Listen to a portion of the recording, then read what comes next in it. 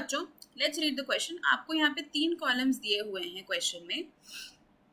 आपको सिलेक्ट करना है the incorrect option for AGI I minus sol. तो AGI I माइनस सोल के लिए इनकरेक्ट ऑप्शन सिलेक्ट करना है। ऑप्शंस दिए हुए हैं 22P, 44P, 23S, 43Q। तो ये ऑप्शंस आपको यहाँ पे दिए हुए हैं।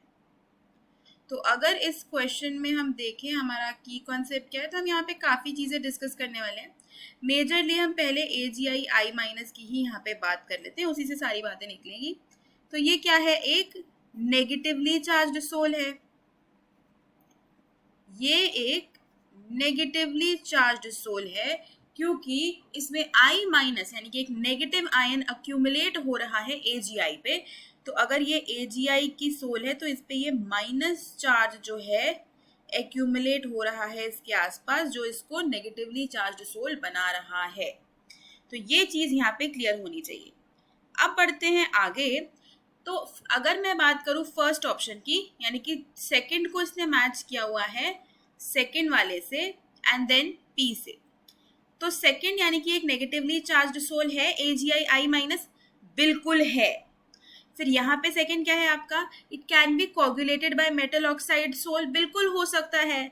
मेटल ऑक्साइड का जो पॉजिटिव आयन है वो AGI I माइनस यानी कि एक नेगेटिवली चार्ज्ड सोल को कोगुलेट कर देगा। तो सेकंड से मैच होगा, ये बात भी बिल्कुल सही हो गई। फिर है P, during electrophoresis coagulation will take place at anode. तो इलेक्ट्रोफोरेसिस में क्या होता है, पार्टिकल्स का मूवमेंट होता है, सोल पार्टिकल्स जो होते हैं उनका मूवमेंट होता है। तो यहाँ पे आपकी नेगेटिवली चार्ज्ड सोल है, तो ये कहाँ जाएगी, एनोड पे, क्योंकि एनोड क्या होता है हमारा, पॉजिटिवली चार्ज्ड है ना। एनोड हमारा पॉजिटिवली चार्ज होता है, ये नेगेटिवली चार्ज सोल है तो पॉजिटिव के पास जाएगी, इसलिए ये वाला जो मैच है आपका करेक्ट है। तो जो आपका ए ऑप्शन था वो तो करेक्ट हो गया। बी ऑप्शन की बात करते हैं, वो कह रहा है 4 इज मैचिंग विथ पी। तो देख लेते हैं 4 में क्या है। 4 में can be prepared by peptization, बिल्कुल आप इसकी पेप्टाइजेशन कर सकते हो, कोगुलेशन कर सकते हो। अगर आप एक पॉजिटिव चार्ज ले आओ तो पॉजिटिव चार्ज से आप इसका कोगुलेशन कर सकते हो ना। फिर अगला है coagulating power of MgSO4 is greater than NaCl, बिल्कुल सही बात है, क्योंकि अगर MgSO4 की बात करते हैं तो यहाँ पे जो पॉजिटिव चार्ज है वो Mg+2 है। NaCl की बात करते हैं तो पॉजिटिव चार्ज Na+ है। और कोगुलेटिंग पावर किसकी ज्यादा होगी, कोगुलेटिंग पावर किसकी ज्यादा होगी, जिसका चार्ज ज्यादा होगा। जिसका चार्ज ज्यादा होगा उसकी कोगुलेटिंग पावर ज्यादा होगी, तो ऑब्वियसली Mg+2 की पावर ज्यादा होने वाली है क्योंकि इसके ऊपर ज्यादा चार्ज है, तो ये ज्यादा इजीली इसको कोगुलेट कर पाएगा, तो कोगुलेटिंग पावर ज्यादा हो गई, है ना। तो इसलिए ये वाला भी पॉइंट बिल्कुल सही है। फिर P हमने ऑलरेडी डिस्कस कर ही लिया है, इलेक्ट्रोफोरेसिस में कोगुलेशन एनोड पे होगा क्योंकि ये नेगेटिवली चार्ज सोल है, ये एनोड की तरफ ही जाएगी, तो ये वाली स्टेटमेंट भी हमारी सही हो गई, ये वाला ऑप्शन भी हमारा सही हो गया।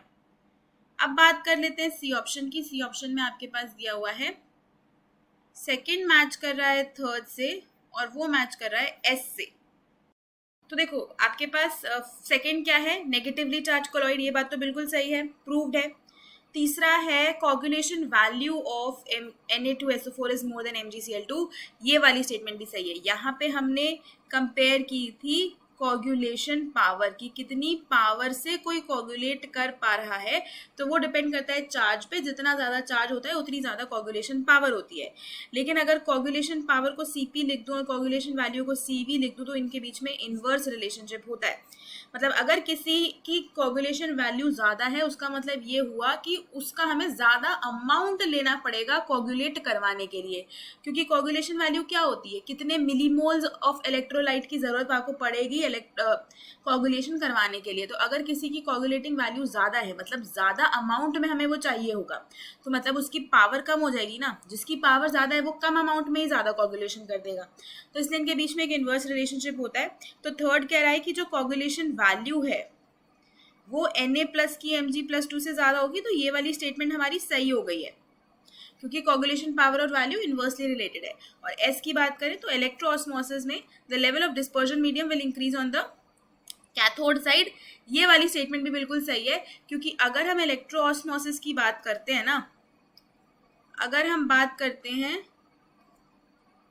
इलेक्ट्रोऑस्मोसिस की, तो यहाँ पे आपका जो डिस्पर्जन मीडियम है वो मूव करता है, यहाँ पे आपका डिस्पर्जन मीडियम मूव करता है। और क्योंकि आपको ये चीज पता है कि ये नेगेटिवली चार्ज सोल है, तो सोल पार्टिकल तो आपका एनोड की तरफ मूव करेगा, लेकिन डिस्पर्जन मीडियम जो है वो ऑपोजिट साइड यानी कि कैथोड साइड पे मूव करना चाहेगी।